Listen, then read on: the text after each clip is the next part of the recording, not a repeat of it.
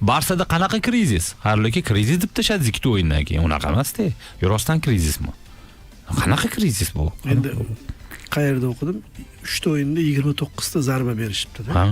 Shu krizismi? Kriz emasmi?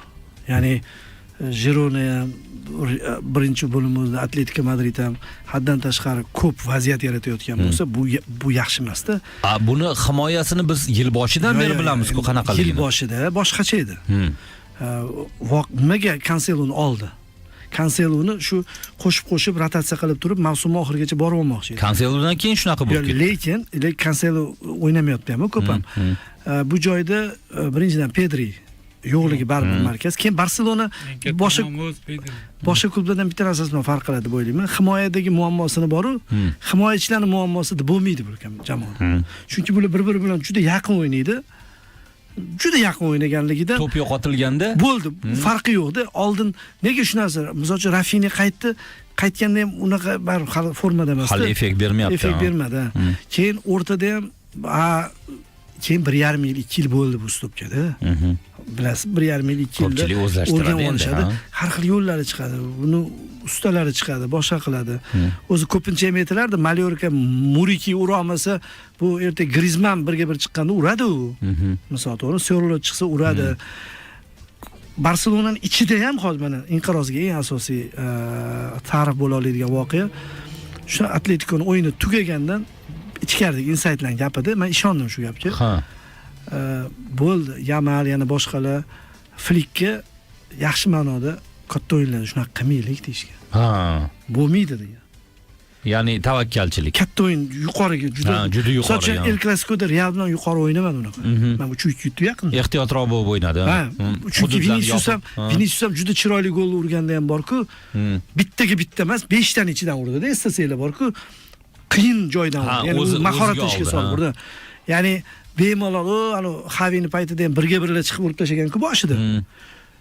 Hozir juda ko'p o'yinlarda, ayniqsa Atletico Madrid bilan ham yoki yana ertaga PSG bilan, Chelsea bilan ham shunaqa o'ynaganiga jazolanadi. Ya'ni ular bir o'xshaydi, bir o'xshamaydi, ikki o'xshamaydi, bittasi o'xshaydi-da, baribir klassi yuqori o'yinchi. Bu keyin ulanib ketadi.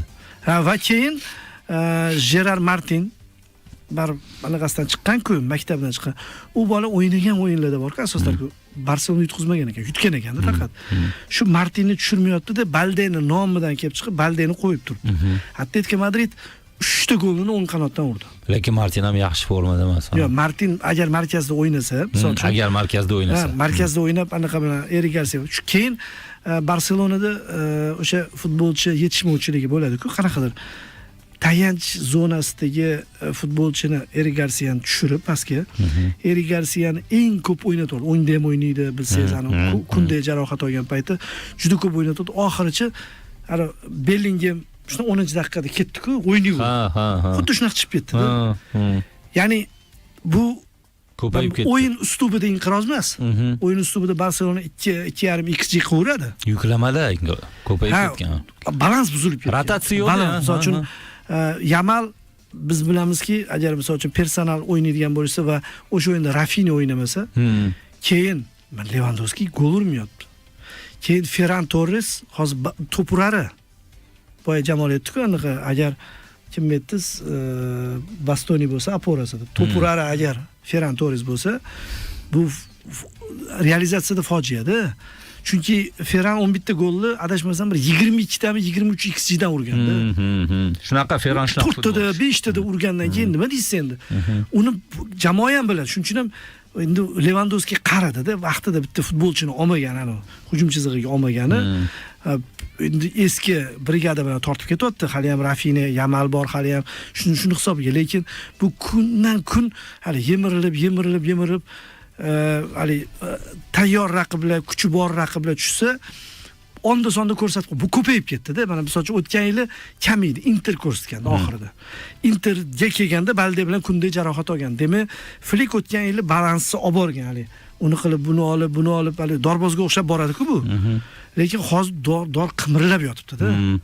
Qimirlab yotganligi uchun murabbiyni almashtirgan va har doim tanqid qilinadigan Realdan orqa qolib ketib qoldi. Juda g'alati-da.